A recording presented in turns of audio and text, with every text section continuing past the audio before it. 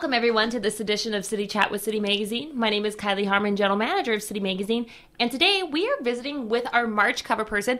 She is a woman that is very determined to make sure that our environment lasts forever. Kari Warberg Block, who is the CEO of Earthkind. Hello. Hi. Thanks for having me. Oh, yes. Wave to the camera. Everyone needs to see you in your gorgeous purple or pink jacket and necklace. Look very nice. Coral is kind of Caribbean on a cold winter day. You know what? It kind of makes you want to be in Jamaica, but that's okay because it is really cold outside. So tell us, what is Earthkind? I don't know if a lot of people really know about it. So what is Earthkind and how did it come to be? Yeah, Earthkind, we're a manufacturing business. Our corporate office is in Bismarck, North Dakota, and our manufacturing facility is south of the Twin Cities. And what we're really good at is serving the rodent-challenged population. We manufacture the safest, most effective rodent repellent on the market. And it happens to be Earthkind. That means it's earth-friendly. It doesn't kill rodents. It just chases them off. And our company philosophy is all about being earth-kind. So we're known as being lean and mean and all about green. Very cool. So rodents, what made you wake up one day and say, I want to make a product that gets rid of rodents? Kind of a sexy business, right? Very sexy business. When you're wearing that doesn't make me think of rodent. Yeah, I was a farm wife, and we had a struggle with rodents all the time getting into tractors and trucks and the combines and the grain bins, and there really was no effective way to keep them out of a stored area for a number of months. You'd always come back and there'd be damage. We used mothballs. We used poisons, which I didn't want to do because we had cats and dogs and kids around, and then they die in the tractor cabs and stink up, and it do damage before they die. And so I knew there had to be a better way, and I just kept working until I came up with a better way. So I wasn't a rodent expert when I started.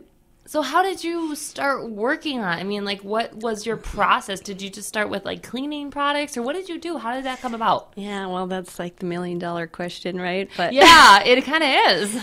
Well, it take me back to my first trip out to the farm, and I was pull starting a truck, and I got in the truck in the front and tightened up the chains and started to pull ahead, and a mouse ran at my leg.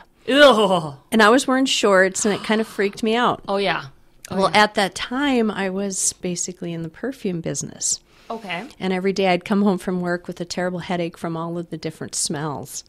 And I kind of put two and two together at that moment. So it was like the blinding glimpse of the obvious. And I thought, well, maybe I know how to get rid of these suckers and give them a headache. Oh, I get it. Okay. And I didn't wear perfume, but I had a lot of bottles of perfume because I was really good at what I did, good at selling stuff. So I'd win these things. And so I brought some perfumes with me and sprayed it around, and the mice didn't like it and they ran out. Wow. And then when I ended up moving out to the farm, and I just built on that. That is so crazy. So here from the beauty product, turned into a rodent repellent. Yes. So now when was that? How long ago? Oh my goodness, we're talking maybe 20 years ago. Oh, that long. That event happened. Yeah, and it took a number of years.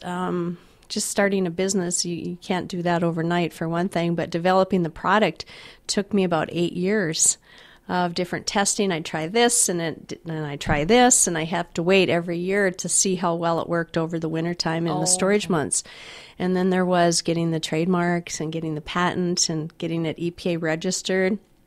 So all of that took quite a few years. So how many people were you employing at that period of time? How has the company grown?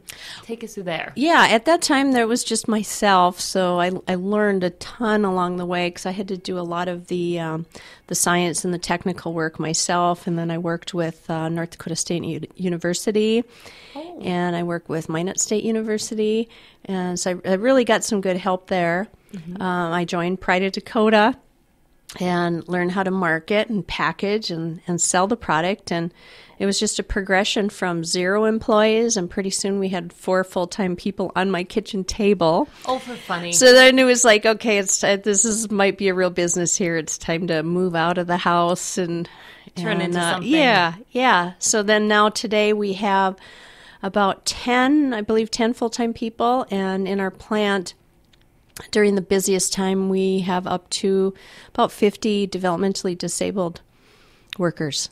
Oh, wow. Okay. So going back to really quick the putting it together and learning all that, what are like your busiest times of the year for a rodent repellent, and how does that work? How does that whole market work? Yeah, the busiest time of the year is obviously in the fall, because rodents move in when it gets cold, and they want to come inside where it's warm, and they want to go to where they can get food because everything outside is covered with snow or gone. So but as the business has grown, that cycle's kind of evened out a little bit, because we sell all over the country and in Canada. So say, for instance, if there's a flood, that will move rodents into other areas in people's homes. So we get busy then. And it's still, our busiest time is still in the fall. And we sell, most of the farmers in the country use our product. Okay. Just simply because it works so well and saves them a lot of money. And we did some calling around to part stores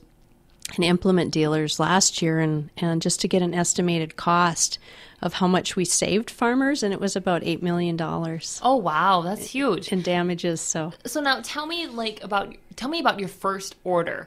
And how was that for you? I mean, how did you seek out that customer? Tell me about that, because I'm sure you still remember it. Well, it was kind of funny, because I gave it away at first. Lots of times I gave it away for a long time, like say, try this, tell me if it works, tell me if it works. I was scared to sell it, thinking, well, what if it doesn't work? Oh my gosh, because then rodents cause so much damage.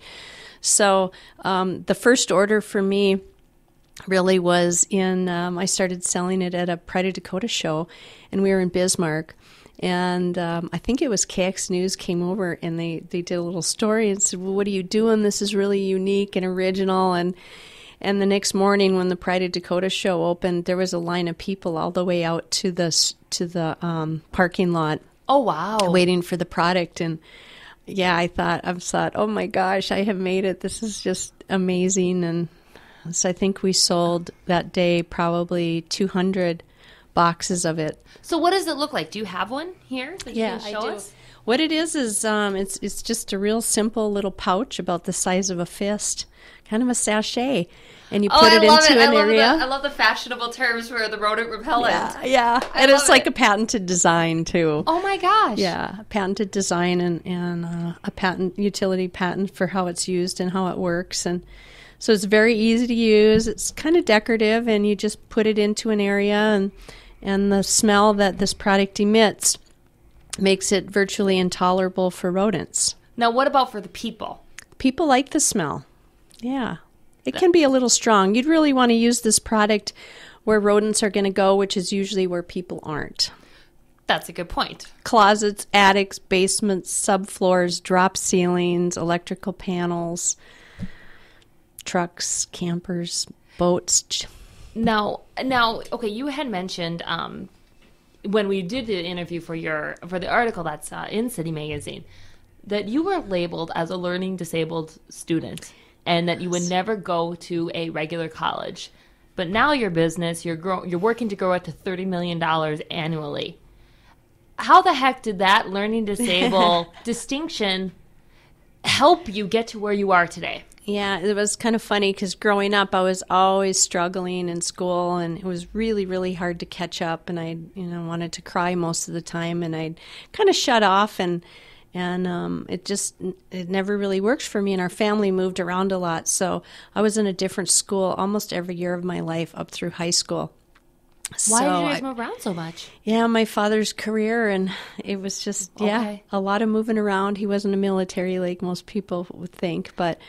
So each school that I went to, there was completely different techniques, and the way their educational approach was different. So I was always starting over, and I was always starting from behind.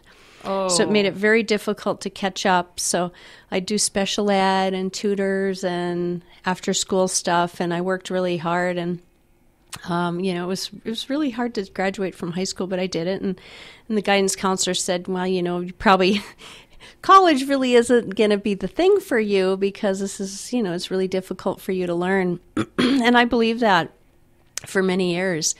And about 10 years after that, I said, this is nonsense. Mm-hmm. I think I can do this. And so I just found out that I learned a little bit differently. Mm-hmm. And so it took me longer than average, but I graduated magna cum laude, so I got like a 4.86. And now what is your degree in? 3.86, business management.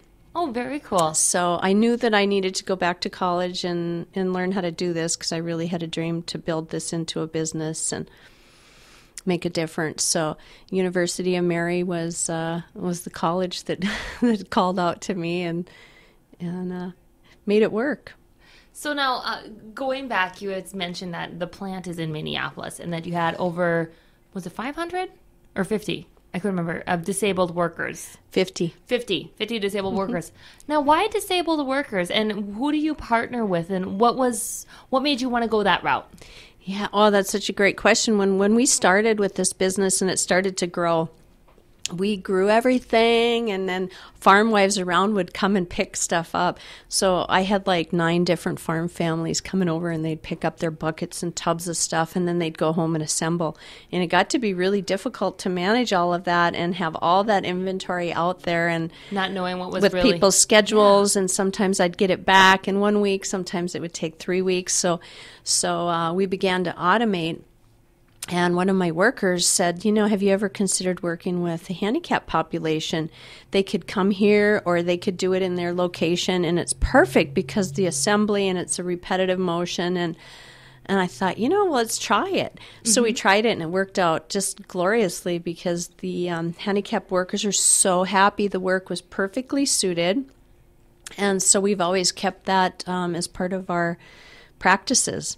And it's also helped us, too, because they make a fair wage, and it makes all of us happy. The environment is just absolutely amazing. You wouldn't believe how, I love to have happy workers, having a business. Mm-hmm. I love to have happy workers, and we've got that for the most part.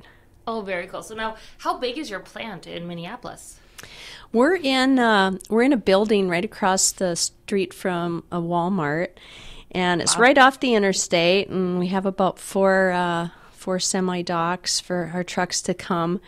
And so that's a large facility. Yeah, it's somewhat big, but the size of the building is, I believe, about 40,000 square feet. Oh, wow. But we only use just a small portion of that for what we do. So we keep it pretty lean.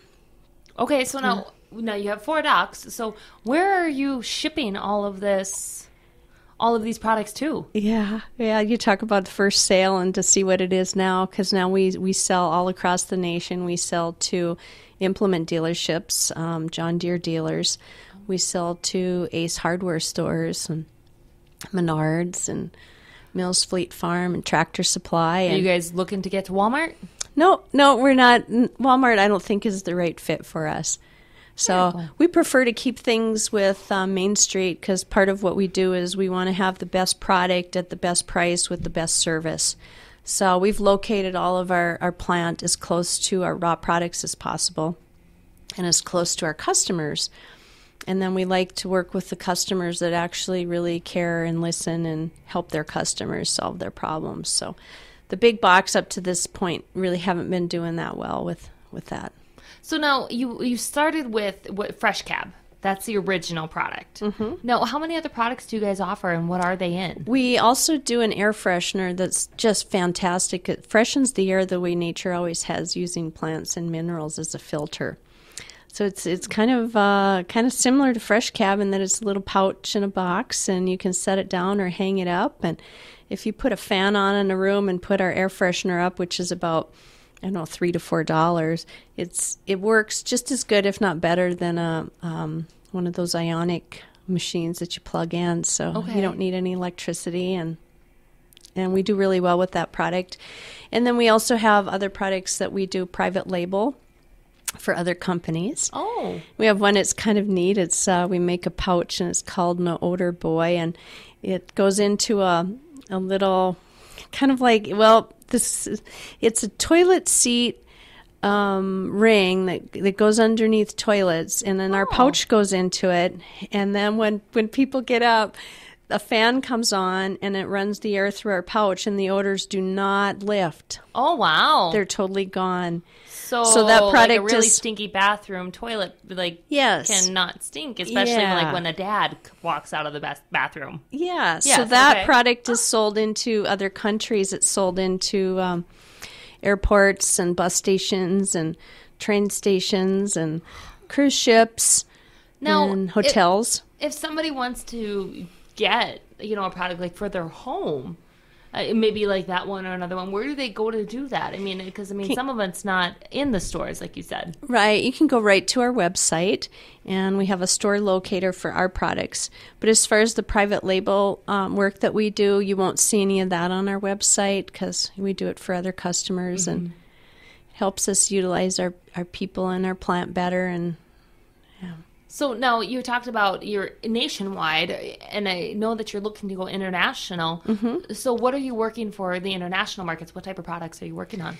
Well, one of the things that's most passionate to me is helping people with the rodent problems. So I've been working on products that will keep rodents out of the food distribution system, which is billions and billions of dollars of losses annually from rodents defecating and getting into foodstuffs and wrecking it. Dog foods, seeds, like even canola seeds that get out into, that have to be shipped. A lot of pallets sit. There's restaurants. There's, the food distribution network is big, and rodents come in, and they're very, very smart, and they're very agile, and they're like trapeze artists. So they can drop down from the ceiling. They'll wait till shift change. Oh my gosh. Yeah, in the industry, it's actually called the AIDS.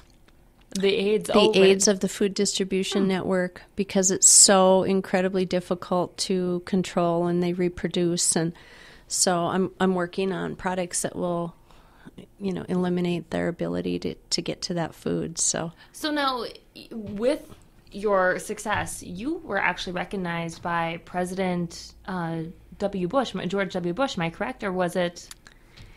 There's a it's called Center for Better Living, and he's a member of that. And yeah, I've written articles for them on sustainability, and so it goes to engineers all over the world that come up with policies that affect and make the earth a little bit kinder place. So how was that for you to be recognized by a president? Well, that's pretty awesome. Yeah. So you don't have to be an official scientist to be recognized as one. But, it's really one world and one planet, and we all have to work together to make it a better place. So now, when did the environment become so important to you? Well, I remember that very clearly. At the age of 5, my dad took me to Kill's dump, which was in Staten Island, to show me what it looked like when we throw something away. Ooh. And his message was, there is no such thing as away when you're talking plastics and things. So back then, the dump is closed now, but it was acres and a couple thousand acres of garbage, and it was just hills and mounds and mounds and mounds and mounds, and it really left an impact on me. And I thought, I looked at everything differently after that, like a shampoo bottle, for instance. Mm-hmm. I'm thinking, I asked my dad that, how long does it take for this to go away? And he's like, well, I think it's about 30,000 years. Oh, my word. And so I was thinking, oh, my goodness, so we're talking a month for the shampoo. Mm-hmm. So as a little kid, then I started making my own shampoos and stuff, so we didn't have to throw away so much stuff. How did you come up with making your own shampoos then? I mean, so you've been kind of a chemist all your life. Well, I tell you, we had some burned skin for a while because I didn't know. I didn't know what anything you were about doing. chemistry. I'm sure there's a couple bald spots here and there. Yeah, oh, no. I think one time I found some bleach and used that. And wow. Just other cleaning supplies. I thought, well, if it cleans a counter in a house, it's going to clean my hair. Yeah. Oh, geez. So now, your products, are they then easily recyclable? And how tell me about your product. Yeah, everything that's in our products, anything that we make, comes from the earth. It's 100% value-added agriculture ingredients. So what's in Fresh Cab, for instance, our natural rodent repellent, is a blend of corncob chips and essential oils, and that's basically it. So when the product is done and all used up, you can put it into a compost pile or simply throw it away. and it doesn't pollute up the earth or cause more problems down the road. It'll basically dissolve itself. So now how long do they last? This product, if it's in a box and not open, you can get about 3 years out of it. Oh, wow. But once it's opened and put into an area, into an infested area, you need to replace it in 30 days. Okay. If it's in there just to be protected, you can get about 3 months. Very cool. So rather long period of time. Yeah. Well, thank you so much, Kari, for coming on this edition of City Chat with City Magazine. And thank you for gracing our February cover. Really love having you here. And everyone, thank you so much for watching this episode of City Chat with City Magazine. Make sure you head to thecitymag.com where you can download the entire issue, read Kari's extra articles or extra questions online, and also watch past episodes of City Chat with City Magazine. Have a good day. Thank you.